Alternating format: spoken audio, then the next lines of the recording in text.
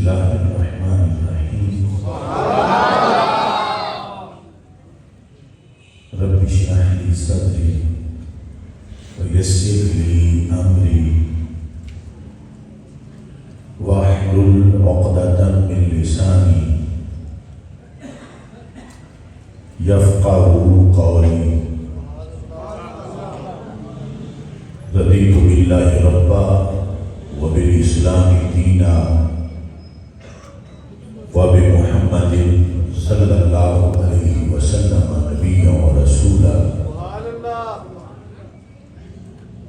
اللہ اکبر اللہ اکبر اللہ اکبر لبیک لبیک لبیک یا رسول اللہ صلی اللہ علیہ وسلم الحمدللہ رب العالمین والصلاة والسلام علی خاتم النبیین سید الرسل و خاتم المعصومین وعلى آلہ واصحابہ اجمعین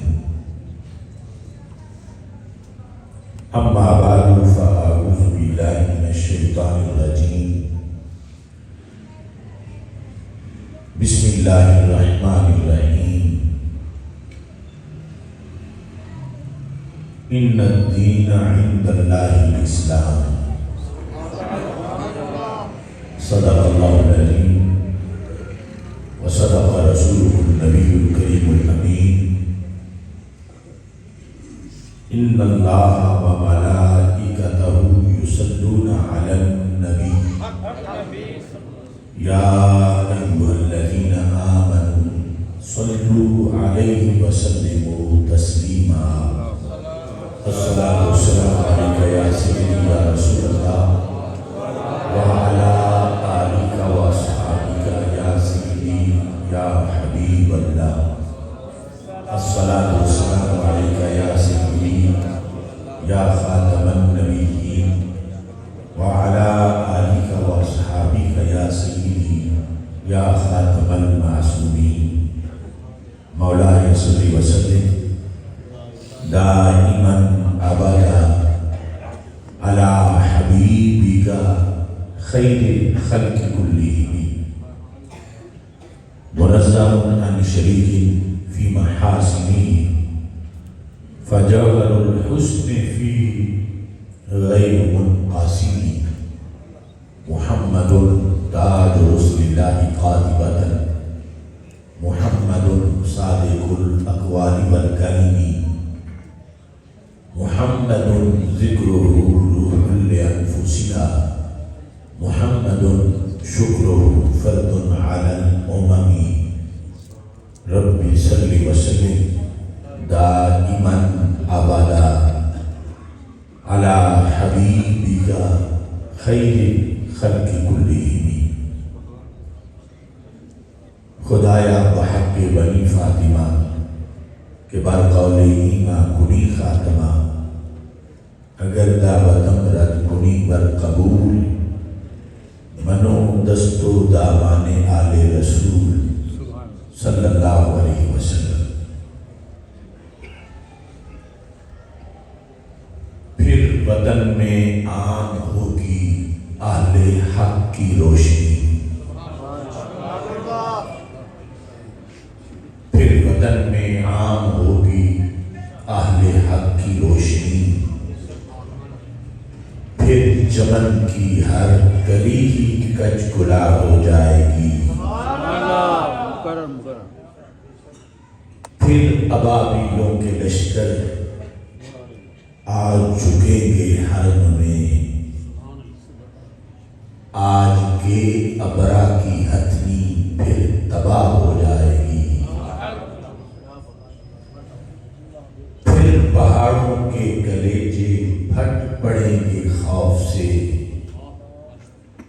پھر سمندر کے عمق میں شاہراہ ہو جائے گی ہر طرف ختم نبوت کے چلیں گے قافلے پتیوں کی ہر سواری پھر فنا ہو جائے گی،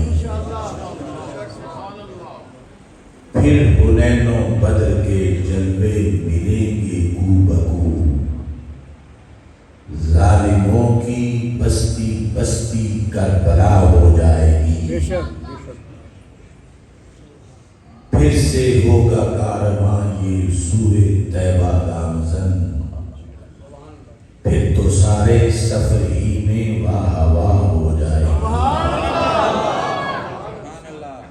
پھر درِ جبریل میں ہو جائے گا اپنا وقوف، پھر سنہری جانبوں پہ یہ نگاہ ہو جائے گی، ہر طرف انصاف کے بچے جوان ہو جائیں گے، ہر طرف مدنی حکومت دیر با ہو جائے گی، سبحان اللہ، ماشاءاللہ ماشاءاللہ، ہر نگر میں پھیل جائے گا نظام مصطفیٰ، بے شک بے شک بے شک، مغربی طرز حکومت خاک پا ہو جائے گی، بے شک بے شک، نیل کے ساحل پہ پھر محتاط ہوں گے بھیڑیے، شیر سے بکری کو حاصل پھر پناہ ہو جائے گی، بھاگ جائیں گے اندھیرے جذبائے اصحاب سے، آ بسیں گے پھر سویرے آل سے اقطاب سے۔ اللہ تبارک و تعالی جل جلالہ وعم نوالہ واتم برہانہ وعظم شانہ وجل ذکرہ وعز اسمہ کی حمد و ثنا اور حضور سرور کائنات، مفخر موجودات، زینت بزم کائنات، دستگیر جہاں، غم گسار زمان، سید سرورہ، حامی بے کساں، قائد المرسلین، خاتم النبیین، احمد مجتبی جناب محمد مصطفیٰ صلی اللہ علیہ وعلی آلہ واصحابہ وبارک وسلم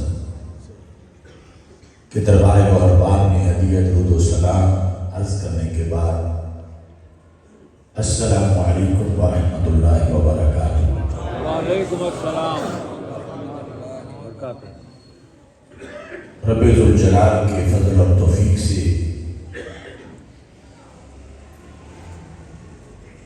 مومن پورا داروغہ والا لاہور کی سرزمین پہ عظیم الشان سنی کانفرنس کا انعقاد کیا جا رہا ہے۔ تحریک صراط مستقیم واقع نون اس مسجد کے منتظمین حاجی محمد صفدر اتاری صاحب، مفتی محمد عرفان علی اتاری صاحب اور تحریک کے قائدین حضرت علامہ محمد فیاض وٹو جلالی صاحب، حضرت مفتی محمد مظہر اقبال نورانی صاحب، حضرت مولانا محمد حنیف جلالی صاحب اور دیگر احباب کی کاوشوں سے یہ کانفرنس انعقاد پذیر ہے۔ اس مسجد کی تعمیر نو کا جب سنگ بنیاد رکھا گیا، بندہ ناچیز کو وہ سنگ بنیاد رکھنے کا بھی شرف حاصل ہوا اور جامعہ جلالیہ رضویہ منظر الاسلام کی نسبت سے یہ ہمارا پڑوس ہے۔ آج کے اس اجتماع میں کرسی صدارت پہ تشریف فرما ہے فخر السادات حضرت پیر سید محمد ممتاز شاہ صاحب بخاری زیدہ شرفو، جو ہمارے عظیم فاضل اور مناظر پیر سید محمد کامل شاہ صاحب بخاری کے والد گرامی ہیں اور مہمان خصوصی ہیں شیخ الحدیث حضرت مفتی محمد ارشاد احمد جلالی صاحب، آج کی کانفرنس کے لحاظ سے بہت لوگوں کو وفات تک یہ خدشات تھے کہ اس کا موضوع کیا ہے، تو سنی کانفرنس کا موضوع ہے ایمان کی تازگی، سبحان اللہ، اور ایمان ہمیشہ تازہ کرتے رہنا چاہیے، بے شک بے شک، چونکہ ہمیں سب سے آخری، سب سے جامع، سب سے کامل دین ملا ہے،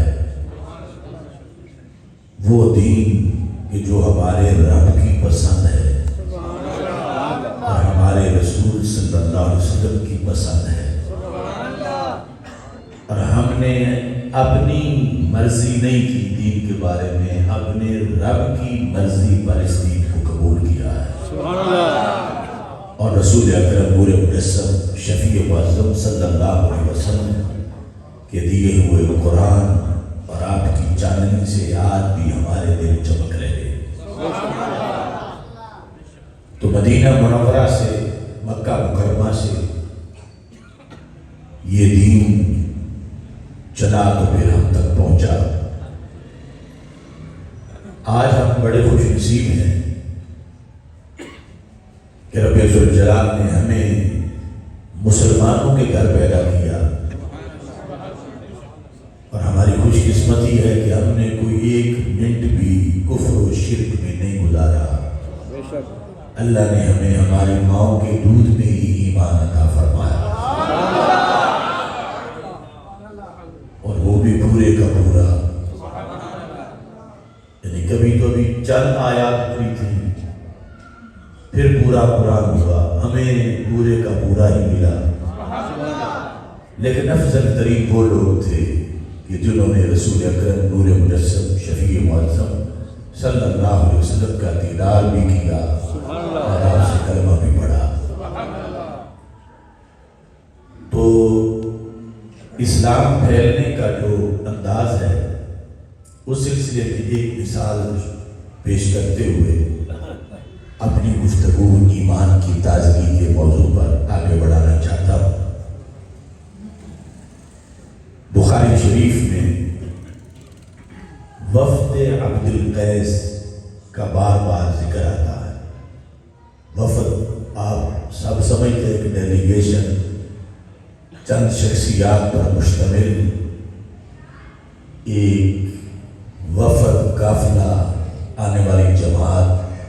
تو وفد عبد القیس ایک شخص کی سربراہی میں نبی اکرم نور مجسم شفیع معظم صلی اللہ علیہ وسلم کی خدمت میں اس خوشی سے آیا تھا کہ وہ کلمہ پہلے پڑھ چکے تھے اور پھر سرکار دو عالم صلی اللہ علیہ وسلم کے پاس حاضری دینے کے لیے آئے کہ ہم نے جنہیں رسول مانا ہے ہم ان کا دیدار بھی کریں۔ سبحان اللہ، اس وفد کے آنے کی تاریخ 9 ہجری ہے، یعنی رسول اکرم صلی اللہ علیہ وسلم کے وصال سے 1 سال پہلے 10 ہجری میں آپ کا وصال ہو گیا۔ تو 9 ہجری میں جب حج کا موسم گزر گیا، وہ حج جو حضرت صدیق اکبر رضی اللہ تعالیٰ عنہ کی قیادت میں ہوا، کہ 10 ہجری میں ہمارے آقا صلی اللہ علیہ وسلم نے حجۃ الوداع کیا۔ تو 9 والے حج کے جو امیر تھے وہ حضرت صدیق اکبر رضی اللہ تعالیٰ عنہ تھے۔ یہ حج کا موسم گزر چکا تھا، تو ذوالحج کے بعد 9 ہجری میں یہ وفد آیا، اور ان کے آنے سے پہلے ہمارے آقا علیہ السلام نے خبر دی۔ یہ وفد کس طرح آیا، انہیں تعارف کیسے ہوا؟ رسول پاک صلی اللہ علیہ وسلم کا جب اس وقت یہ میڈیا اور اس طرح کی کوئی چیز نہیں تھی، یہ وفد بحرین سے آیا تھا، جس کا پرانا نام حجر ہے۔ یہ اصل اس کا کیپٹل اس وقت حجر تھا، اور اس پر ہی سارے علاقے کو تعمیر کیا جاتا تھا۔ تو دور سے ہی وفد آیا۔ تو نبی اکرم نور مدثر شفیع معظم صلی اللہ علیہ وسلم نے ان کی آمد سے پہلے جو بخاری کے الفاظ ہیں اس میں فرمایا کہ اہل مشرق میں جو سب سے افضل لوگ ہیں ان کا وفد آنے والا ہے. اور پھر ہمارے آقا صلی اللہ علیہ وسلم نے اس سلسلہ میں یہ بھی ارشاد فرمایا محفل میں بیٹھے ہوئے کہ ان قریب وہ وفد پہنچنے والا ہے. اور حضرت عمر رضی اللہ تعالیٰ عنہ نے باہر نکل کے ان کا استقبال کیا، جن میں 13 تو اس علاقے کے سردار تھے اور باقی ان کی رعایا کے لوگ تھے. اس واسطے جن روایت میں صرف 13 کا ذکر ہے وہ 13 سرداروں کا ذکر ہے، لیکن کل 40 لوگ تھے. انہیں پتہ کیسے چلا تھا؟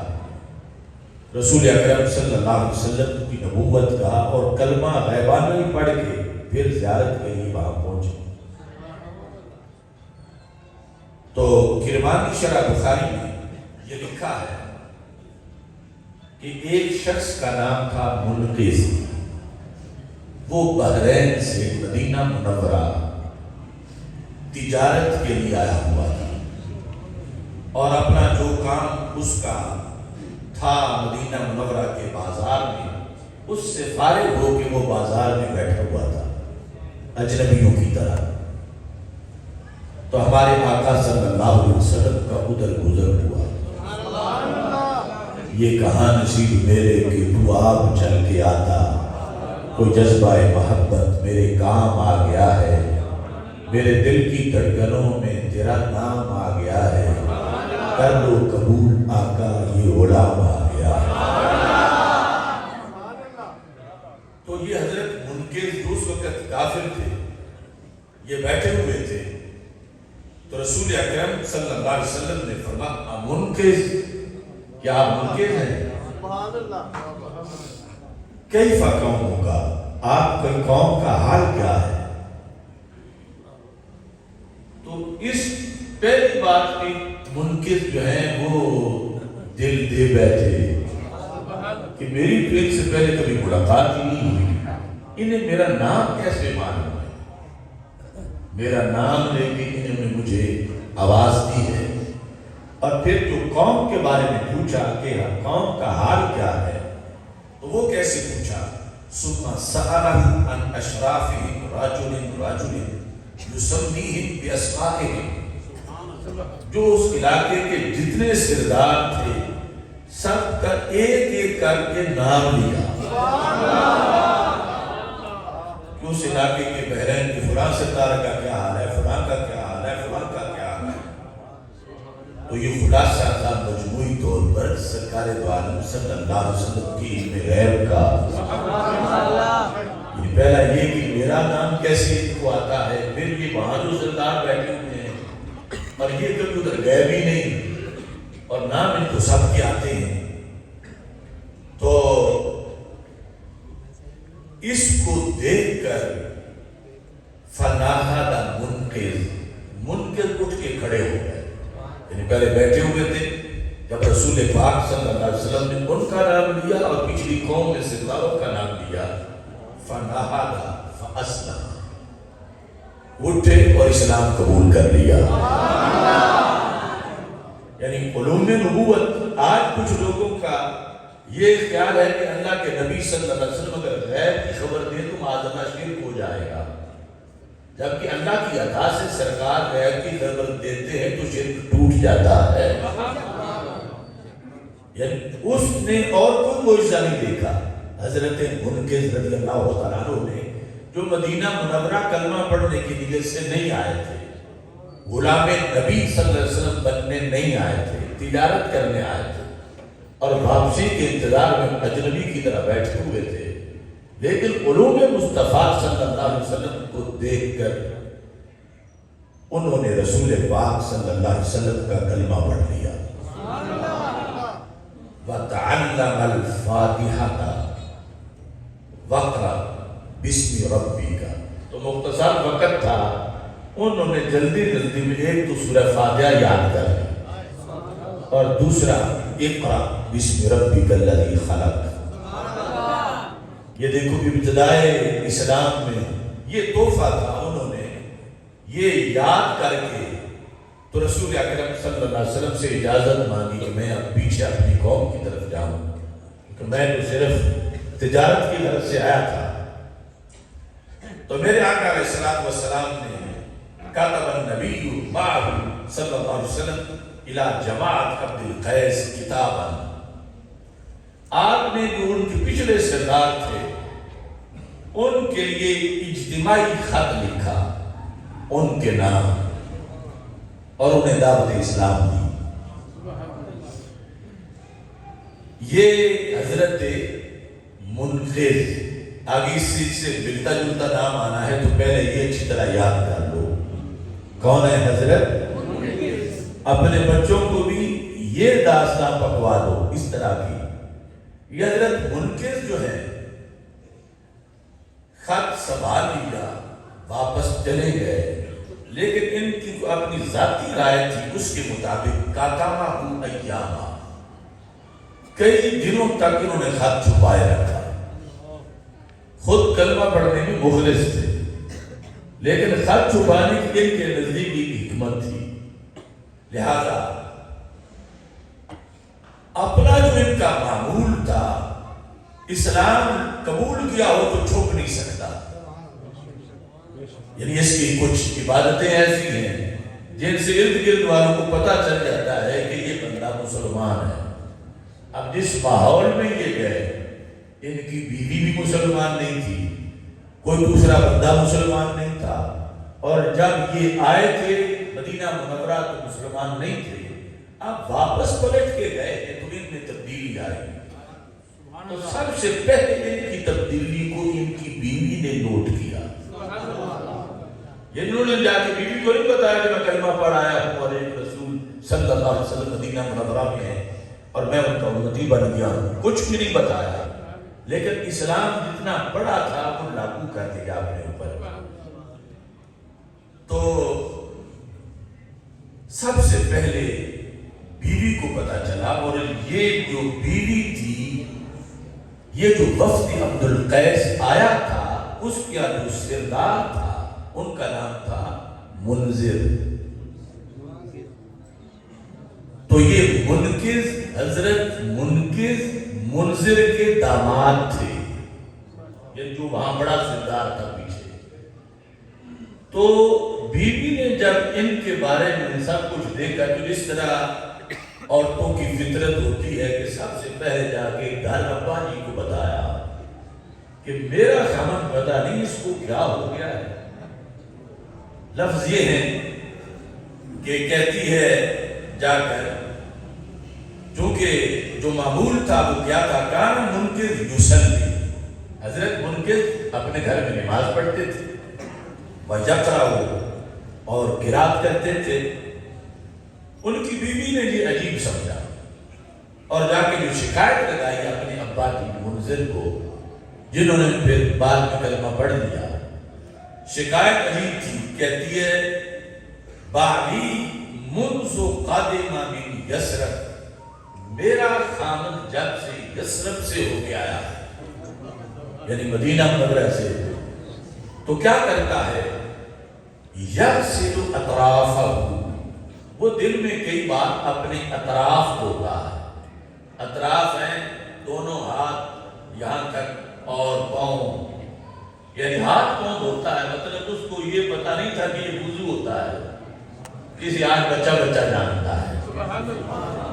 یعنی وہ جا کے اپنے باپ کو کہہ رہی ہے کہ عجیب ہو گیا ہے میرا خامد جب سے واپس آیا ہے، یغسل اطرافہ، اپنے ہاتھ پاؤں دھوتا ہے.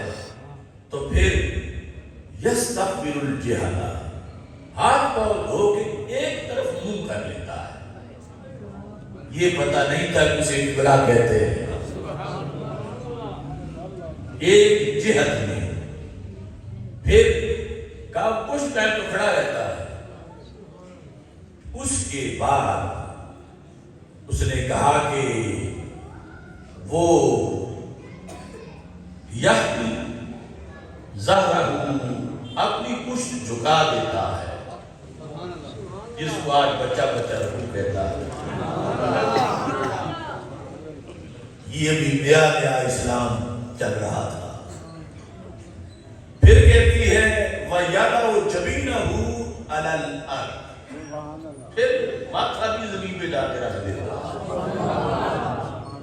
اس کے نزدیک بڑا عجیب تھا کہ یہ ہاتھ پاؤں دھوتا ہے اور ایک طرف منہ کر کے کھڑا ہو جاتا ہے، پھر جھکتا ہے اور پھر زمین پہ تو بندہ کوئی مٹی لگنے نہیں دیتا، یہ مٹی کے اوپر جا کے سر رکھ دیتا. اس کا یہ مقصد تھا اسے کچھ ہو گیا ہے، اس کا کوئی علاج کراؤ. یہ راتوں کو اٹھ کے کھڑا ہو جاتا ہے اور ایسا کرتا ہے.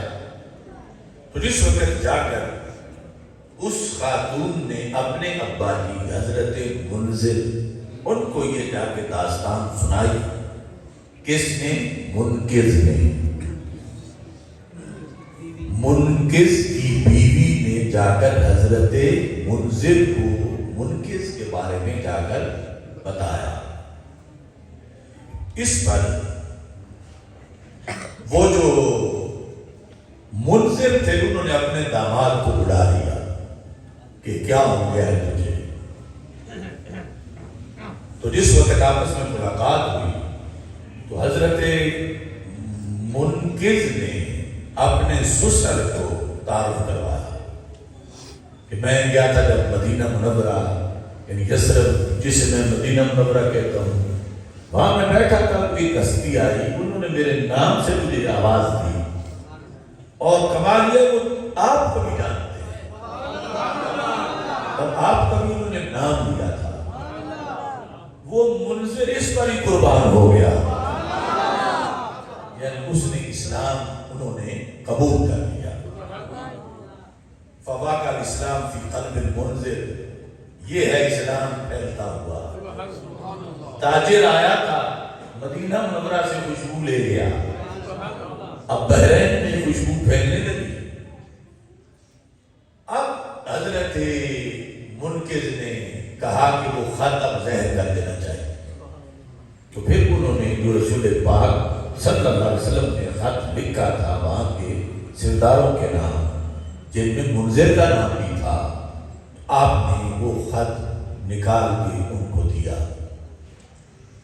جس وقت ثم اخذ المنذر بکتاب رسول اللہ صلی اللہ علیہ وسلم وذهب الى قومه، اس نے اپنی ساری قوم کو اکٹھا کیا اور ان کے سامنے جو رسول پاک صلی اللہ علیہ وسلم کا لیٹر تھا اس نے پڑھ کے سب کو سنایا. اور اس خط کی اتنی برکت تھی کہ جتنے بھی مجمع میں بیٹھے تھے سارے مسلمان ہو گئے. فواقع الاسلام فی قلوبہم، اسلام سب کے دلوں میں داخل ہو گیا. ایک تاجر کی برکت سے جسے سرکار سے تحفہ ملا.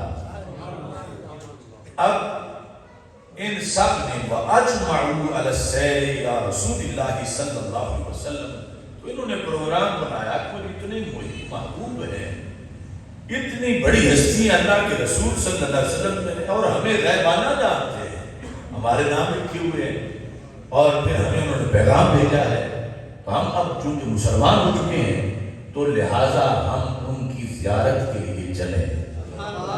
بحرین سے یہ قافلہ مدینہ منورہ کے قرب میں پہنچا تھا تو میرے آقا علیہ السلام نے پہلے ہی ان کے آنے کی خبر دے دی. یعنی یہ وفد عبد القیس جو سیرت رسول صلی اللہ علیہ وسلم کا بہت اہم واقعہ ہے بخاری میں یا باقی جگہ پر، یہ پیچھے وجہ تھی کہ وہ وفد آیا کیوں تھا.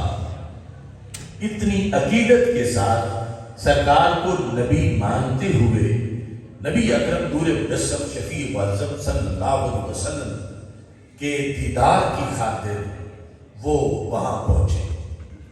اب آگے موجم اوس طبرانی اس کے اندر اس کا اگلا حصہ موجود ہے. پہلا کرمانی میں تھا. انس بن مالک، حضرت انس بن مالک رضی اللہ تعالیٰ عنہ کہتے ہیں ان وفد عبد القیس قادم علی النبی صلی اللہ علیہ وسلم کہ یہ وفد عبد القیس، عبد القیس اوپر قبیلے کا بڑا نام تھا، صرف اس وقت سربراہ عبد القیس کی نہیں تھی، عبد القیس تو ان کا یعنی مجموع اس علاقے کا کوئی بڑا تھا، سربراہ وہی منذر تھا جو اب صحابی بن چکے تھے۔ اور ہمارے آقا علیہ السلام نے فرمایا تھا کہ جو وفد آ رہا ہے جو خیر اہل مشرق ہے اور جو ان کی قیادت کر رہا ہے وہ اشج ہے۔ اشج کیا ہے کہ اس کے ساتھ میں زخم ہوا تھا اور اب وہ زخم صحیح ہو چکا ہے، تو واقعی وہ منذر اشج بھی تھے۔ جس وقت یہ آئے حضرت عمر رضی اللہ تعالیٰ عنہ نے استقبال کیا اور یہ مسجد نبی شریف میں داخل ہوئے، فَبَيْنَمَا هُمْ عِنْدَهُ، اب یہ تصور کرو مجلس رسول صلی اللہ علیہ وسلم کا، یہ اتنے محب دیوانے لوگ دور سے آ کر، یہ ان کی زندگی کا عروج کا لمحہ تھا کہ رسول پاک صلی اللہ علیہ وسلم کی دید ہو رہی تھی۔ اِذْ ہم عِنْدَهُ قُعُودٌ، سارے پاس بیٹھے ہوئے تھے، تو رسول اکرم صلی اللہ علیہ وسلم نے گفتگو شروع کی۔ آپ نے فرمایا سَمَرَتُمْ تَدْعُونَهَا کَذَا وَکَذَا، فرمایا یہاں مکہ مکرمہ مدینہ منورہ حجاز میں وہ پھل نہیں ہوتا، تمہارے ہاں فلاں پھل ہوتا ہے اور تم اس کا یہ نام لیتے ہو۔ پھر فرمایا وَسَمَرَ تَدْعُونَهَا كَذَا، ایک دوسرا پھل ہے وہ تم اس کو یہ بولتے ہو، حَتَّى وَصَفَ أَلْوَانَ ثَمَرَاتِهِ أَجْمَعَ، اس علاقے کے جتنے بھی پھل تھے جو ادھر متعارف نہیں تھے مدینہ منورہ کی طرف، ہمارے آقا صلی اللہ علیہ وسلم نے ان سب پھلوں کے نام بھی بتائے اور ان کے رنگ بھی بتائے۔ اب یہ ان آنے والوں کے لیے پھر بہت عجیب بات تھی کہ رسول اکرم صلی اللہ علیہ وسلم جو پھلوں کو دنیا میں جو کہیں ہوتے ان کو اتنا جانتے ہیں تو بندوں کو کتنا جانتے ہیں۔ تو نبی اکرم نور مجسم شفیع معظم صلی اللہ علیہ وسلم جب یہ گفتگو فرما رہے تھے، فَقَالَ لَهُ رَجُلٌ مِّنَ الْقَوْمِ، انہی وفد میں سے ایک بندہ اٹھ کھڑا ہوا اور اس نے کہا بے ابی انت و امی یا رسول اللہ صلی اللہ علیہ وسلم، میرے ماں باپ آپ پہ قربان، یا رسول اللہ صلی اللہ علیہ وسلم آپ نے جو ہمیں ہمارے علاقے کی معلومات دی ہیں یہ اتنی زبردست معلومات ہیں، اما واللہ لو کنت ولدت فی جوف حجر ما کنت بأعلم منک اسا، یہاں رہتے ہوئے حجاز میں جو کبھی بھی آپ بحرین نہیں تشریف لے گئے، آپ اگر پیدا ہی بحرین میں ہوتے تو پھر بھی آپ کو عمومی جو بندے کی علاقے کی معرفت ہوتی ہے، پھر بھی اگر عام انسان کی ہوتا تو کتنی معلومات آپ کو بحرین کی نہ ہوتی جتنی یہاں مدینہ منورہ بیٹھے تجھے نبوت کی روشنی سے حاصل ہو رہی ہے۔ یعنی مطلب یہ کہ ہم جو وہاں رہتے ہیں ہمیں اتنی معلومات باقی نہیں کہ جتنی یا رسول اللہ صلی اللہ علیہ وسلم آپ ہمیں معلومات دے رہے ہیں۔ تو یہ کہنے کے بعد اس بندے نے یعنی وہ وفد کی کہتے اشہد انک رسول اللہ،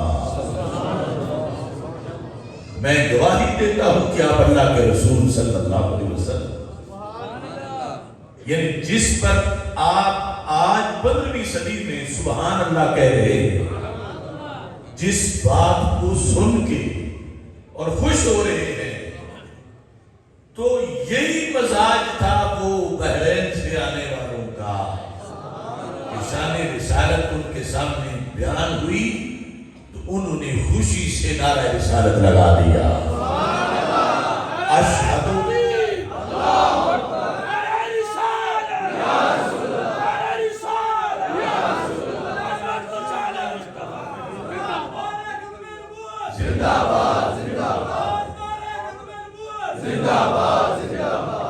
اب یہ کسی پر طرز نہیں، لیکن دیکھو ہمارا بیانیہ اور کچھ دوسرے لوگوں کا بیانیہ، ان کا جلسہ ہو تو سیرت کیا بیان ہوتی ہے کہ ہار گم ہو گیا حضرت عائشہ صدیقہ رضی اللہ تعالیٰ عنہ کا، نبی کو تو پتہ نہیں چلا، ان کو تو دیوار کے پیچھے کا بھی پتہ نہیں تھا، ان کو تو معاذاللہ کل کا بھی پتہ نہیں تھا، اور یہاں تک کچھ کہتے ہیں ان کو تو یہ بھی پتہ نہیں تھا کہ معاذاللہ قیامت کو میرے ساتھ کیا ہونا ہے۔ یہ ان کے جلسوں کی تقریریں ہیں، آپ چیک کر سکتے ہیں، اور اسے وہ کہتے ہیں ہم توحید بیان کر رہے ہیں، اور جو توحید مدینہ منورہ میں بیان ہو رہی تھی، اور جو اولین لوگ جو صحابہ بنے، اور قرآن کہتا ہے فَإِنْ آمَنُوا بِمِثْلِ مَا آمَنْتُمْ بِهِ فَقَدِ اهْتَدَوْا، قیامت تک کہ لوگوں اگر ایمان چیک کرنا ہے تو صحابہ کو قبلہ بناؤ، ان کے طرح لائے ہو تو پھر تمہارا ایمان قبول ہے۔ تو یہ صورتحال نہ ہم نے وہ دور پایا، صدیوں بعد پیدا ہوئے، لیکن یہ عقیدہ اہل سنت کی برکت ہے، اس لیے ہم سنی کانفرنس منعقد کر رہے ہیں کہ مٹی ہماری اگرچہ پنجاب کی ہے مگر سینے میں نور مدینہ شریف کا، کہ جس چیز پر وہاں محفل میں خوشی تھی اور گواہی تھی کہ حضرت محمد صلی اللہ علیہ وسلم اللہ کے رسول ہیں، یہ چمک یہ پڑھنے سے نہیں آتے، یہ کنیکشن مدینہ منورہ سے لگا ہو تو پھر خوشی آتی ہے۔ یہ خوشی کروڑوں کسی کو مل جائیں تو پھر بھی تکلف سے ہوتی ہے اگر دل میں نور نہ ہو، اور اگر دل میں نور ہو، بندہ چٹا ننگا بھوکا ہو، کھانا بھی نہ کھایا ہو، تو پھر بھی یہ چہرے پہ چمک آ جاتی ہے۔ تو نبی اکرم نور مجسم شفیع معظم صلی اللہ علیہ وسلم نے فرمایا، میرا مشاہدہ تو مشاہدہ رہا، میں تمہیں بتاؤں کہ تم جب میرے پاس پہنچے ہو، ان ارضکم رفعت لی منذ قعدتم الی، جب سے تم میرے پاس بیٹھے ہو وہ ساری زمین اٹھا کے میرے سامنے کر دی گئی۔ آج ریڈار پر تو لوگوں کا ایمان ہے مگر شان نبوت سے بے دھیان، تو فرمایا وہ سب کچھ تو میں دیکھ رہا تھا، اور تمہیں وہاں ہوتے ہوئے بھی اس طرح ساری زمین کسی نے اٹھا کے سامنے شیشے کی طرح نہیں کی، جس طرح میرے سامنے کر دی گئی، اور یہ میرے رب کا مجھ پر فضل ہے، اور یہ نبوی ریڈار ہے۔ اور فرمایا کہ میں نے سب کچھ دیکھا، فخیر و ثمرات البرنی، تمہارے پھلوں میں سے سب سے اچھا پھل برنی ہے، یذہب الداء ولا داء فیہ، فرمایا یہ برنی جو ہے حضور کی قسم ہے، فرمایا یہ بیماری کو لے جاتی ہے لیکن اپنا اس کا کوئی سائیڈ افیکٹ نہیں ہے، یذہب الداء ولا داء فیہ، اس میں کوئی بیماری نہیں، لیکن یہ بیماری کو نہیں رہنے دیتی۔ یہ بھی رسول اکرم صلی اللہ علیہ وسلم نے برنی کے بارے میں فرمایا، جو ان کے علاقے کی مخصوص برنی تھی۔ نبی اکرم نور مجسم شفیع معظم صلی اللہ علیہ وسلم کی ایک محفل کا لفظوں میں میں نے نظارہ آپ کو کرایا، ہمارے حبیب صلی اللہ علیہ وسلم یوں تشریف فرما ہوتے تھے اور یوں وہاں پر رحمتوں کا نزول ہوتا تھا۔ سید عالم نور مجسم شفیع معظم صلی اللہ علیہ وسلم کی انہی عظیم محافل میں سے جو مستدرک للحاکم میں بلکہ درجنوں کتابوں میں موجود ہے کہ حضرت ابو موسیٰ اشعری رضی اللہ تعالیٰ عنہ روایت کرتے ہیں، ان ابی موسیٰ ان رسول اللہ صلی اللہ علیہ وسلم نازل بِآرَابِيٍّ سرکار نے ایک بدو پہ کرم فرمایا کیسے اس کے ڈیرے پہ تشریف لے یہ حدیث نمبر 4142 ہے مستدرک میں اور جلد نمبر 2 ہے.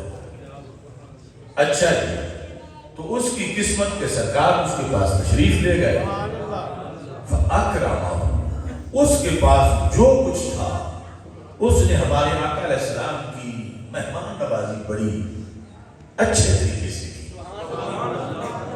یہاں تک کہ ہمارے آقا علیہ السلام کا دل بڑا خوش تھا اس پر خوشی میں آ کر جب آ گئی ہیں جوش رحمت پہ ان کی آنکھیں خوشی پہ آ کے کیا فرمایا وہ جملہ ہم بریلوی اور سنی ہی بول سکتے ہیں کیا یا عربیو سلما شیخ جو چاہتے ہو مان لو یعنی کچھ کتابوں میں یہ لفظ ہے دوسری میں سل حاجت اپنی کوئی حاجت ہے تو مان یعنی یہ سرکار دو عالم صلی اللہ علیہ وسلم نے اس پر چھوڑ دیا کہ میں کوئی قید نہیں لگاؤں گا کہ یہ مانگو اتنا مانگو یہ نہ مانگو جو چاہو میرے قریب سے جب قطرہ کسی نے مانگا دریا بہا دیے ہیں یہ ہے نعرہ تکبیر عشق محبت عشق محبت عشق محبت عشق محبت عشق محبت عشق محبت تو ایمان کی تازگی ہو رہی ہے بولو تو صحیح تکبیر نعرہ رسالت نعرہ تحقیق تاجدار ختم نبوت تاجدار ختم نبوت تاجدار ختم نبوت تاجدار ختم نبوت اور پھر سرکاروں کے گھر تشریف فرماتے ہیں لیکن سادگی تھی مانگنے پہ آئے تو کیا مانگا کہنے لگے یا رسول اللہ ناقہ ایک اونٹنی ہو بے رشت لہا اس پہ کجامہ بھی ساتھ ہو یہ اس کو سمان نہ لگا اور پھر کچھ بکریاں جن کا میں اپنے گھر والوں کے لیے دودھ استعمال کروں سرکار دو عالم صلی اللہ علیہ وسلم نے فرمایا سلما شیطا دو بار نے فرمایا اور وہ یہ اونٹنی اور بکریوں تک کی تھے تو میرے آقا علیہ السلام نے تاریخی جملہ بولا فرمایا اعجزت ان تکون مثل عجوز بنی اسرائیل کیا تجھ سے وہ نہیں مانگا جا سکتا مجھ سے تو وہ نہیں مانگ سکتا جو بنی اسرائیل کی بوڑھی عورت نے مانگ لیا آجزتا کیا تو عاجز آ گیا تیرا خیال آگے کہیں بڑھ نہیں رہا یہ بکریاں یہ مال یہ تو تمہیں پتہ نہیں کہ میں کیا کیا دے سکتا اور میں کہہ رہا ہوں جو مانگنا ہے مانگ تو یہ تو معمولی چیزیں ہیں جو تم مانگ رہے ہو وہ بنی اسرائیل کی بوڑھیا نے جو مانگ لیا تھا وہ تو کیوں نہیں مانگتا تو جب یہ جملہ ہمارے آقا علیہ السلام نے ارشاد فرمایا اب موضوع بن گیا کہ وہ کیا تھا جو بنی اسرائیل کی بوڑھی نے مانگا اور کس سے مانگا تو فقال اصحابہ اب جو ارد گرد صحابہ تھے وہ سارے اس کے شوق میں تھے کہ پتہ چلے کہ وہ بوڑھی نے کیا مانگا وہ بوڑھی کا مانگنا سرکار کو اتنا پسند ہے کہ میرے منگتے بھی مجھ سے وہ مانگے تو صحابہ رضی اللہ تعالیٰ عنہ نے پوچھا یا رسول اللہ صلی اللہ علیہ وسلم پہلے نمبر پر وما عجوز بنی اسرائیل وہ بڑھیا کون تھی بنی اسرائیل کیا مانگا تھا اور کس سے مانگا تھا تو اب تفصیل میرے آقا صلی اللہ علیہ وسلم نے بیان فرما دی بات اس بدو کے ڈیرے سے چلی تو میرے آقا علیہ السلام نے فرمایا کہ ان موسیٰ اراد ان یسیر ببنی اسرائیل، جب سیدنا موسیٰ علیہ السلام بنی اسرائیل کو فرعون کے ظلم سے آزاد کروا کے رات کو نکلے کہ میں نے لے جاؤں، بہت دن کے ظلم کیا جا رہا ہے، فَأَضَلَّ عَنِ الطَّرِيقِ، تو رستہ بھول گئے رات کے وقت۔ جب رستہ بھولا تو علماء بنی اسرائیل انہوں نے ایک بات حضرت موسیٰ علیہ السلام کے سامنے رکھی اپنی سوچ سے کہ رستہ کیوں نہیں مل رہا۔ انہوں نے کہا کہ ہمارے پاس جو پہلے معلومات ہیں اس کے مطابق یہ ہے، نحن نحدثک، ہم آپ کے سامنے وہ حدیث رکھنا چاہتے ہیں، ان یوسف اخذ علینا مواثیق اللہ، سیدنا یوسف علیہ السلام کا جب وصال ہوا تھا انہوں نے ہم سے عہد لیا تھا کہ جب تم یہاں سے کہیں اور منتقل ہوگے تو میرا جسد خاکی بھی ساتھ ہی لے جانا، مجھے یہاں نہ رہنے دینا۔ تو وہ تو ہم ساتھ ہی نہیں لے رہے اور ہم سے منتقل، یہاں سے منتقل ہو رہے ہیں، تو رستہ پھر کیسے نظر آئے؟ لہذا جو انہوں نے عہد لیا تھا ہم سے کہ مجھے ساتھ لے جانا، تو پہلے ان کا جسد عطر ڈھونڈنا پڑے گا اور اس کو ساتھ اٹھانا پڑے گا، تو ہماری رائے ہے پھر رستہ روشن ہو جائے گا۔ تو حضرت موسیٰ علیہ السلام نے یہ سب کچھ ہمارے آقا علیہ السلام اپنی زبان سے صحابہ کو بتا رہے ہیں، اور پھر سند سے آج ہم مومن پورا کے مسلمانوں میں بتا رہے ہیں۔ تو میرے آقا صلی اللہ علیہ وسلم ارشاد فرماتے ہیں، یعنی اب وہ لوگوں نے پوچھا صحابہ نے، وہ بڑھیا قوم تھی، کیا اس کا ماجرا ہے؟ تو فرمایا کہ یوسف علیہ السلام نے قوم سے عہد لیا ہوا تھا اور اب قوم موسیٰ علیہ السلام کے کہنے پر ویسے ہی جا رہی تھی، تو انہیں یاد آیا کہ یوسف علیہ السلام کو تو جسد عطر ساتھ لیا ہی نہیں۔ حضرت موسیٰ علیہ السلام کے سامنے یہ جب بیان کیا گیا تو آپ مان گئے کہ واقعی یہ وجہ ہو سکتی ہے کہ رستہ ہمیں نظر نہیں آ رہا، لیکن انہوں نے فرمایا ایکم یدری این قبر یوسف، تم میں سے کسے معلوم ہے کہ حضرت سیدنا یوسف علیہ السلام کی قبر شریف کہاں ہے؟ قالوا ما ندری این قبر یوسف، ہم جتنے علماء ہیں پہلے سے آ رہے ہیں ہم میں سے کسی کو بھی پتا نہیں، وہ بڑی پرانی بات ہے، الا عجوز بنی اسرائیل، ہاں ایک بوڑھی عورت کو پتا ہے، ہم میں سے کسی کو معلوم نہیں، اس بوڑھی کو معلوم ہے۔ تو قبروں کے ایڈریس جاننے پر بھی بہت کچھ مل جاتا ہے۔ اب اس بوڑھی کو تلاش کیا گیا، جب بوڑھی ملی تو فارسلہ الیہا، حضرت موسیٰ علیہ السلام نے اسے بلا بھیجا کہ آپ میرے پاس آؤ، اور فرمایا دلینی علی قبر یوسف، مجھے یوسف علیہ السلام کی قبر کا پتہ بتا۔ فقالت لا واللہ لا افعل، خدا کی قسم اس وقت تک نہیں بتاؤں گی جب تک آپ میری شرط نہیں مانیں گے کہ قبر کا ایڈریس میں مفت نہیں بتاؤں گی۔ تو شرط قبول ہے تو ٹھیک ہے، میں بتا دیتی ہوں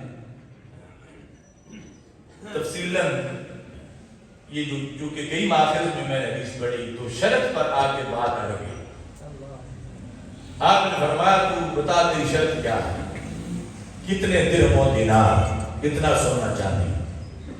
اس نے کہا یہ شرط نہیں، شرط یہ ہے حتی اکون معک فی الجنہ،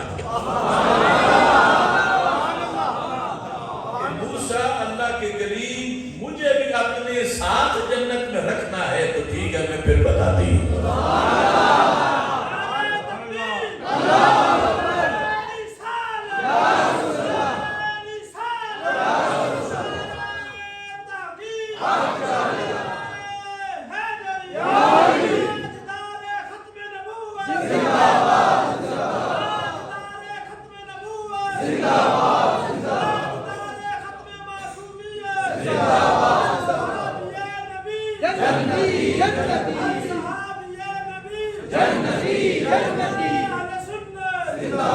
اس بوڑھی کا بھی وہ وابڑ نہیں تھی، یقیدہ تھا کہ نبی جنت دے سکتے ہیں۔ اس نے کہا کہ جنت اپنے ساتھ لے جانا ہے تو میں بتاتی ہوں، اور بتانے پر پھر رستہ روشن ہونا ہے۔ آپ اڑ گئے حضرت موسیٰ علیہ السلام، آپ نے فرمایا کوئی اور چیز مانگ لو، یہ جنت والا معاملہ، اور پھر وہ بھی جو میرے ساتھ والی جنت ہے کہ میرے ساتھ بھی تم رہو جنت میں۔ آپ نے فرمایا کہ اور مانگو، اس نے کہا نہیں، میری صرف یہی شرط ہے۔ یہ بات اڑی ہوئی تھی کہ اللہ کی طرف سے وحی آ گئی کہ میرے کریم بات مان کرو، جنت بھی اپنی ہے۔ تو حضرت موسیٰ علیہ السلام نے وحی خدا پر بات مان لی۔ مدینہ منورہ میں بدو کے ڈیرے پر میرے آقا علیہ السلام نے فرمایا کیا تو وہ نہیں مانگ سکتا جو اس بوڑھی نے مانگا تھا؟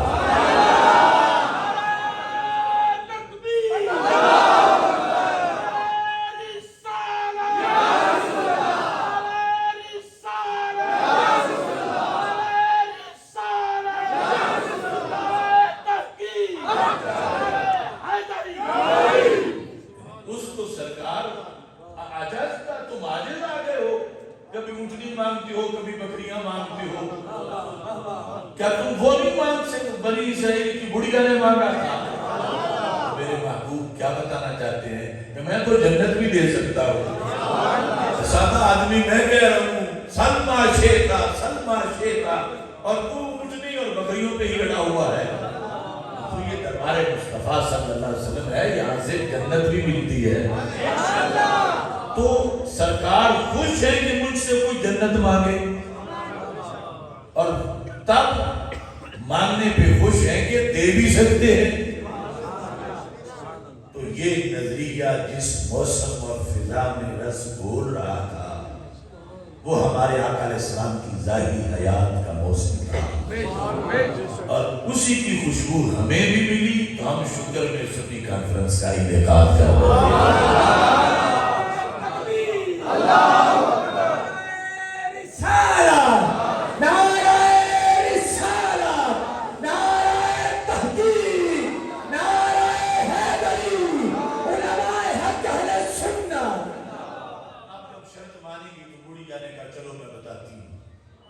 ایک جگہ اس وقت یعنی ایک جھیل نما جگہ تھی، پانی تھا اوپر، اس کے نیچے قبر تھی حضرت سیدنا یوسف علیہ السلام کی۔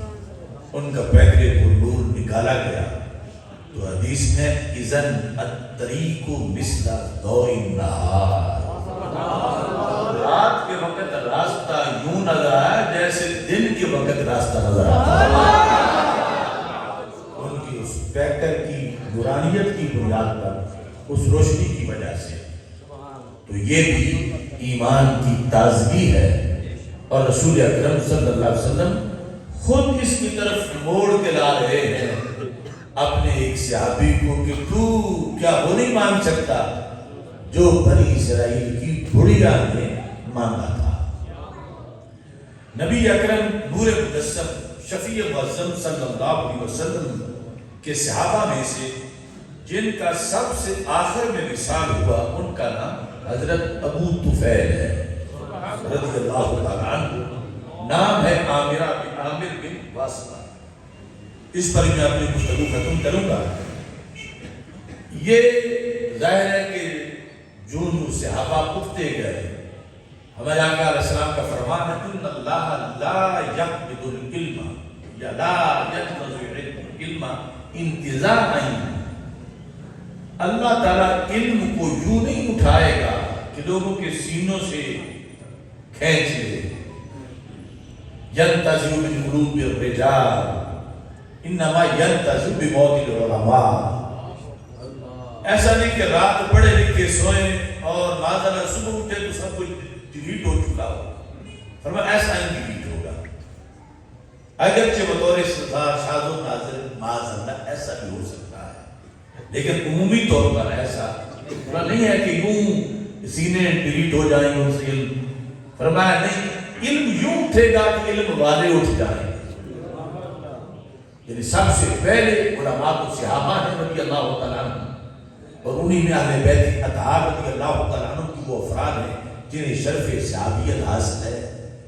تو فرمایا کہ اس طرح ایک ایک کر کے جب یہ صحابہ اٹھیں گے تو ساتھ ہی ان کے پاس جو علم تھا وہ بھی اٹھتا جائے گا، اگرچہ انہوں نے پڑھا کہ آگے منتقل کر دیا.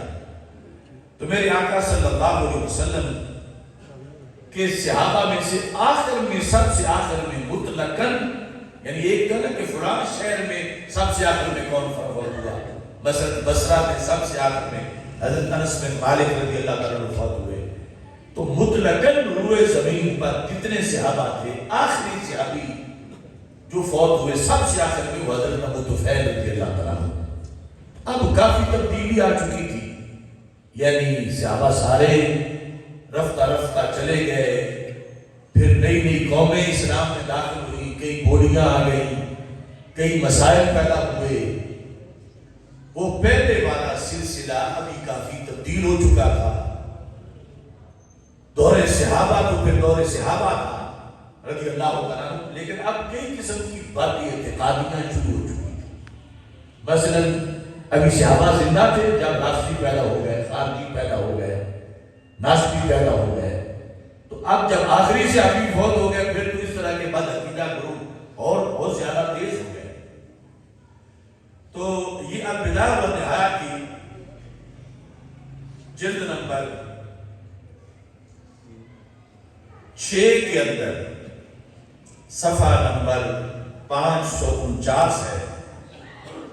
حضرت ابو طفیل اپنے زمانے کے اب تنہا بڑے حضرت صاحب تھے،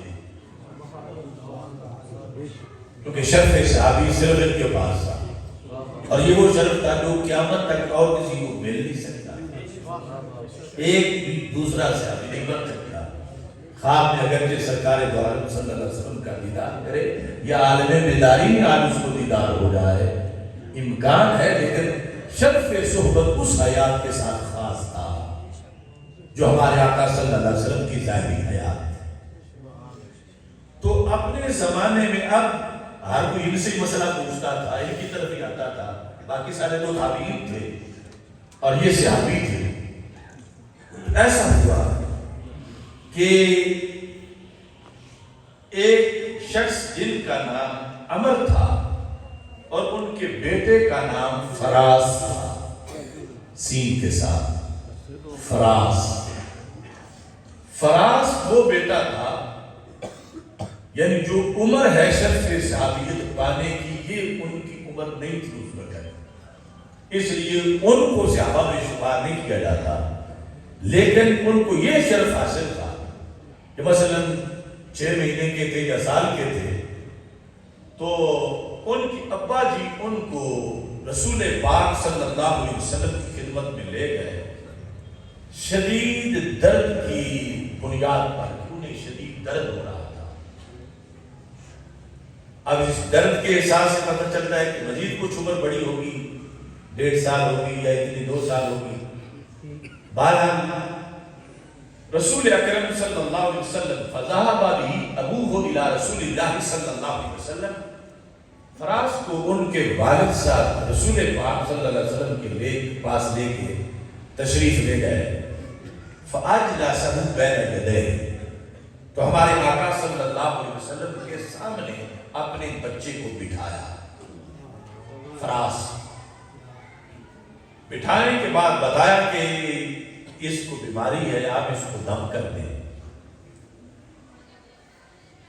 تو ہمارے آقا علیہ السلام نے کس طریقے سے دم کیا؟ آخذ بجلدہی بین عینیہ، دونوں آنکھوں کے درمیان جو چمڑا تھا اس کو اپنی انگلیوں میں پکڑا. ماتھے کا یہ حصہ جو دونوں آنکھوں کے درمیان تھا. فَجَذَبَهَا، پکڑ کے تھوڑا سا کھینچا. تو تھوڑا سا چمڑا آتا ہے انگلیوں میں تو پکڑ کے کھینچا، کھینچ کے چھوڑا. تو اس پر دو اثر مرتب ہوئے. ایک یہ تھا فَنَبَتَتْ فِي مَوْضِعِ أَصَابِ رَسُولِ اللَّهِ صلی اللہ علیہ وسلم شَعْرَةٌ، جہاں سے رسول اکرم صلی اللہ علیہ وسلم نے وہ چمڑا پکڑا تھا جلد، وہاں ایک موٹا سا بال اگایا. وَذَهَبَ عَنْهُ الصَّدَاعُ، اور دوسرا اثر یہ تھا کہ درد دور ہو گیا. اب یہ جو ماتھے پر بال تھا، اس میں جو دوسری حدیث ہے نَبَتَتْ شَعْرَةٌ فِي جَبْهَتِهِ كَأَنَّهَا حَلَبَةٌ، حَلَبَةُ فَرْس، حَلَبَہ کہتے ہیں دم کو، گھوڑے کی دم. اب تشبیہ صرف موٹا ہونے میں ہے. جس طرح گھوڑے کی دم کا بال موٹا ہوتا ہے، ایسے ہی وہ بال باریک نہیں تھا، موٹا تھا، لیکن تھا کہ وہ نور سے چمکتا تھا. یعنی ایسا کہ دور دور سے لوگ زیارت کرنے آتے تھے اس نور مبارک کی، کہ جو سرکار کی برکت سے یعنی عجیب معجزہ تھا کہ ویسے کوئی کسی کی چمڑا پکڑے تو کچھ بھی نہیں ہوتا، اور وہاں سے وہ جس طرح نور کا فوارہ ہوتا ہے تھا بال، وہ ان کی جبین میں اس جگہ موجود تھا. کس کی جبین میں؟ حضرت فراس رضی اللہ تعالی عنہ، یعنی وہ بچپن میں جو تھے. اب یہ بات اعتقادی ماحول میں کتنا بڑا ستم ہے اور آزمائش ہے، اور اکثر والدین نہیں دیکھتے، دھیان نہیں کرتے. پہلے تو کہا چلو یہ جمعہ کس کے پیچھے پڑتا ہے، یہ تقریر کس کی سنتا ہے.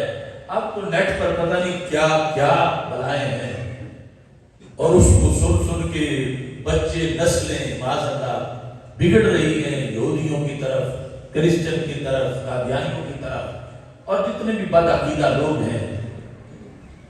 پہلے پابندی تھی کہ مسلمانوں کے بچے کے کان میں کوئی بھی غیر اسلامی جملہ نہ پڑے. یہ تھا خلاف راشدہ کا دور. حضرت عمر رضی اللہ تعالی عنہ، آپ نے ایک فیملی جو کہ کرسچن تھی ان کو ملک بدر کیا. انہوں نے کہا ہم تو جزیہ دیتے ہیں، ہم نے ساری شرطیں مانی ہوئی ہیں. 26 شرطیں تھی کہ مسلمانوں کے ملک میں اگر رہے گا تو یہ پوری کرنی ہے. اگر وہ 26 ایک دن بھی آج پوری کرائے جائیں، وہ کلیات جو ہم سے ہر وقت حق مانتے ہیں اور اپنے حق کا پتہ ہی کوئی نہیں کہ ہم پہ کیا لازم ہے، ان کو تارے نظر آئے. تو حضرت عمر رضی اللہ تعالیٰ عنہ نے جس فیملی کو کہا کہ نکل جاؤ، نہیں رکھیں گے. کیوں؟ فرمایا تم نے شرط پوری نہیں کی. کیا؟ فرمایا میں نے تمہارے بچوں کا ٹیسٹ لیا ہے، تمہارے اپنے جو بچے گھر میں ہیں وہ وہی بولی بول رہے ہیں جو عقیدے میں تم بولتے ہو، عیسائی اللہ والے. تو پھر تمہیں تو ہم نے منع کیا تھا کہ تم نے اپنا عقیدہ اپنی اولادوں تک بھی نہیں پہنچانا. تم نے تو وعدہ توڑا. اب یہ ہے عمر جو کہتے ہیں کہ کرسچن اپنے بچے کو بھی اپنا دین نہ بتا رہے، اور آج ہے کہ سارے مسلمانوں پر وہ سوال ہیں، کالجوں میں، یونیورسٹیوں، پھر نیٹ پر، پھر کس کس کی آواز نہیں جو ہمارے بچوں کے کانوں تک نہیں پہنچتی. اور پھر ہمیں شکایت ہے کہ یہ کیوں دہریے بن گئے، کیوں ملحد ہو گئے. اب جن ذرائع سے بدی کو روکا جا سکتا تھا ان کو کھلی چھٹی دے گی. بچے مسلمانوں کے ہیں، پڑھانے والے یہودی ہیں یا کرسچن ہیں یا ہندو ہیں یا سکھ ہیں، یا پھر ان کی ڈائریکٹ بات دنیا کے کسی کونے سے چینلوں پر ہمارے بچوں تک پہنچ رہی ہے، تو پھر اس کے اثرات تو ہونے ہیں. اب یہ دور حضرت ابو طفیل رضی اللہ اللہ تعالیٰ عنہ کا جب تھا، وہی فراس اتنا متبرک بچہ جس کے ماتھے پہ سرکار دو عالم صلی اللہ علیہ وسلم کی انگلیاں لگی تھی اور پھر وہ نور طلوع ہوا تھا۔ حضرت ابو طفیل کہتے ہیں کہ اس بچہ کو جب جوان ہوا حضرت ابو طفیل کی زندگی میں، تو یہ ماحول تھا جب بات اعتقادی مختلف شکلوں میں ظاہر ہو چکی تھی۔ فلما كان زمن الخوارج اجاء، اس وقت خارجیوں کے جلسے ہونے لگ گئے، خوارج کی تبلیغ شروع ہو گئی۔ یہ لفظ خوارج آج سے 25 سال پہلے ہم بولتے تھے تو قوم کو سمجھ نہیں آتی تھی۔ اب تو وہ جو فوج کی آپریشن کر رہی ہے فتنۃ الخوارج کے خلاف، اب سمجھ آ جاتی ہے کہ یہ کون سی جنس ہے یا کون سے جانور ہے کہ کلمہ اسلام میں نہیں پڑھتے اور تکفیر کہتے ہیں کہ اپنے سوا کسی کو مسلمان نہیں سمجھتے۔ تو یہ خوارج کا مذہب، اس کی تبلیغ سے وہی فراس متاثر ہو گئے جوانی کی حالت میں متاثر ہوئے۔ تو اب ابا جی کو تکلیف ہوئی حضرت عمر کو کہ میرا اتنا متبرک بیٹا خارجیت کے ہتھے چڑھ گیا اور گمراہ ہو گیا ہے، لہذا جب وہ خارجی بنے تو اس کا ریاکشن کیا ہوا؟ حضرت ابو طفیل کہتے ہیں وہ بال مبارک روٹ گیا، غائب ہو گیا، بد اعتقادی دل میں آئی، نور ماتھے کا بجھ گیا، وہ بال جدا ہو گیا۔ اچھا جی، کہتے ہیں اب والد صاحب نے بڑی سختی کی، یعنی وہ ناجائز سختی نہیں، ایسی سختی آج بھی والدین کو کرنی چاہیے کہ جب دیکھا رزلٹ یہ نکلا ہے، کچھ بد عقیدہ مولویوں کی تقریر سننے سے بچہ خارجی ہو گیا ہے اور پھر وہ منہ مبارک بھی غائب ہو گیا ہے، تو یہاں پر لکھا ہے فآخذ ابو ہو، ان کے ابا جی نے فراس کو پکڑا، فحبسہ کمرے میں بند کیا، وقیدہ ان کو بیڑیاں پہنائی، ان کو مقید کیا، کیوں؟ مخافۃ ان یلحق بہم، کون اپنے جگر پاروں کو یوں بند کرتا ہے؟ لیکن مطلب تھا اندر مر جائے منظور ہے، میں اس کو کسی خارجی کے جلسے میں نہیں جاتا۔ یہ سبق ہے آج کے والدین کے لیے، ہمارے بیٹے یہاں ہماری حیثیت کیا ہے؟ یہ تو وہ فراس ہے جس کے ماتھے پہ یہاں ہاتھ نبیوں کے سردار حضرت محمد مصطفیٰ صلی اللہ علیہ وسلم کا لگا، اور پھر وہ منہ مبارک نکلا تھا، لیکن خارجی بنتے ہی وہ منہ مبارک روٹ گیا۔ اس سے حضرت عمر جو کہ صحابی تھے قطعی طور پر، اور ان کے بیٹے کا معاملہ تھا، انہوں نے بچے کو تو اندر بند کیا اور پھر شکایت جا کر حضرت ابو طفیل کو لگائی، شکایت جا کر ان کو کہ نجیب ہو گیا ہے، میرا بچہ جو ہے وہ اتنا متبرک تھا اور یہ صورتحال ہو گئی ہے۔ تو یہ محلے کے امام کی ڈیوٹی ہے کہ ایسی واردات پر وہ ایکشن لے اور وہاں کارروائی کرے۔ اب پیروں کا یہ کام نہیں ہے کہ ہاتھ چھمائیں اور نذرانے لیں، بلکہ فراز جیسوں کے لیے حل بھی کوئی نکالے۔ کون سا محلہ ہے جہاں بچے اغوا نہیں ہوئے؟ اغوا وہابیت کی طرف، رفض کی طرف، کسی نہ کسی بیماری کی طرف۔ دادا ٹھیک تھا تو باپ کچھ نیچے آیا اور بچہ آگے گمراہی میں چلا گیا، یہ اغوا جاری ہے نا، اور بہت تیزی سے اب تو معاذ اللہ الہاد، قادیانیت اور کیا کیا بنائیں، اور باپ نے ان کو خبر ہی کوئی نہیں کہ کہ ہمارا بچہ کہاں چلتا ہے، کہاں پیتا ہے، کہاں رہتا ہے۔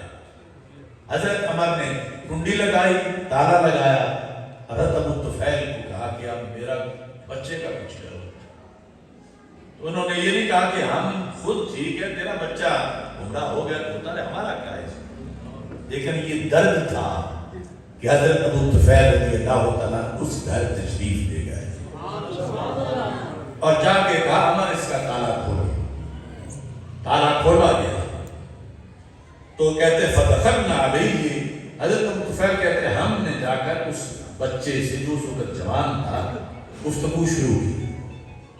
فوعظناہ، ہم نے اسے واعظ کیا۔ کیا بات تھا کہ پہلا عقیدہ صحیح تھا، اس کی برکت تھی۔ یہ جو اب نیا عقیدہ خرچو والا ہے نا، یہ غلط ہے اور تم نے یہ عقیدہ قبول کر لیا ہے، اسے چھوڑو۔ اب یہ جو بد عقیدہ کمپنیاں ہیں، یہ نہیں کہ ان میں کوئی سچائی ہے، یہ روگ ایسا ہے کہ جاتا بڑے نصیبوں سے ہے۔ بڑی اچھی قسمت ہو تو بچتا ہے، ورنہ ان کے پاس ہے تو جھوٹ ہی جھوٹ۔ اب صحابی ہیں، دلیلیں دے رہے ہیں کہ وہ پہلے والا عقیدہ سچا ہے، اور نوجوان لڑکا دلیلوں کو توڑ رہا ہے جوابی طور پر۔ آج کے کوئی مفتی صاحب کسی بگڑے ہوئے کو سمجھائیں تو ان کی کیا حیثیت ہے؟ حضرت ابو طفیل سمجھا رہے ہیں، اور آگے جو ہے وہ کوئی آیت پڑھ رہے ہیں، وہ پھر آیت پڑھ رہے ہیں، وہ کچھ پیش کر رہے ہیں۔ پھر آخر حضرت ابو طفیل نے ایک ایسی ضرب لگائی کہ فراز کے جوالا تبق روشن ہو گئے۔ آپ نے فرمایا چلو ٹھیک ہے، باقی ساری باتیں چھوڑو۔ الم تری الی برکت رسول اللہ صلی اللہ علیہ وسلم واقع، فراز تم اس بات کا مجھے جواب دو، خارجی بنتے ہی وہ مبارک غیر کیوں ہوا؟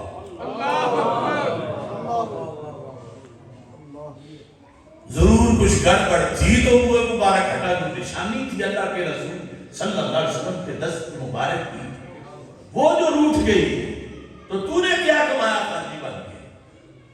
جب یہ بات حضرت ابو طفیل رضی اللہ تعالیٰ عنہ نے اس نوجوان بد عقیدہ خارجی سے کی، جن کا ماضی اتنا تابناک تھا، تو اس پر آ کر کہتے فلم نظر حتی رجع عن رأیہم، میں اس وقت تک اس بچے کو نہیں چھوڑا جب تک اس نے خارجیت سے توبہ نہیں کی۔ یہ ہوتے ہیں پیر کہ نسل نو کا اتنا درد ہے کہ ایک بندہ بھی ہمارا کیوں اغوا ہو جائے تو کہتے ہیں میں نے بڑا سر کھپایا، بڑا سر کھپایا، یہاں تک کہ میں نے قائل کر لیا حضرت فراز رضی اللہ تعالیٰ عنہ کو، وہ طائب ہو گئے۔ کس سے؟ خارجیت سے۔ اس کمپنی کے ہمارے عرف میں کئی نام ہیں، لیکن اتنا کم از کم یاد رکھو کہ جو برکت تبرک کو، شفاعت کو، سرکار دو عالم صلی اللہ علیہ وسلم کے اختیارات کو نہیں مانتے، تو اب جس وقت واپسی ہوئی، یہ بڑی مزے کی بات ہے، کہتے ہیں فرد اللہ تلک الشعرۃ الی جبہتہ اذ تابا، فراز نے جو ہی خارجیت سے توبہ کی اور سنی بنے، اللہ نے وہ منہ مبارک واپس فرما دیا۔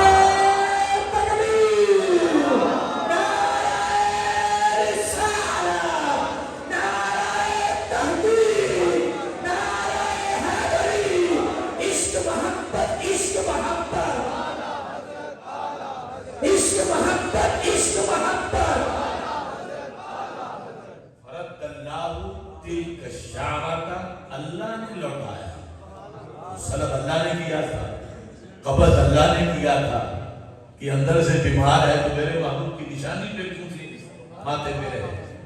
جب اندر صحیح ہوتا گیا اور سنیت کی طرف واپس آتے گئے، اللہ نے وہ بال واپس کر دیا۔ محفل میں دیکھا اڑتے اڑتے اڑتے آیا اور اسی جگہ پہ بست ہو گیا جہاں پہلے موجود تھا. یہ ہے سنی ہونے کی برکت اور سنی کانفرنس کا پیغام. اب یہ جو کچھ میں نے آپ سامنے باحوالہ پیش کیا، یہ گھروں میں بطور ایک کہانی کے بھی، مقدس کہانی کے بھی آپ اپنے بچوں تک پہنچا سکتے ہیں، اور اس کی برکات ہیں. اور یہ بڑی آسان ہے. یہ ساری احادیث آپ اردو میں، پنجابی میں اسے سن کے اچھی طرح ذہن میں رکھیں، نسلوں تک پہنچائیں. اللہ تعالیٰ ہم سب کی یہ حاضری اپنے دربار میں قبول فرمائے. وآخر دعوانا ان الحمد للہ رب العالمین.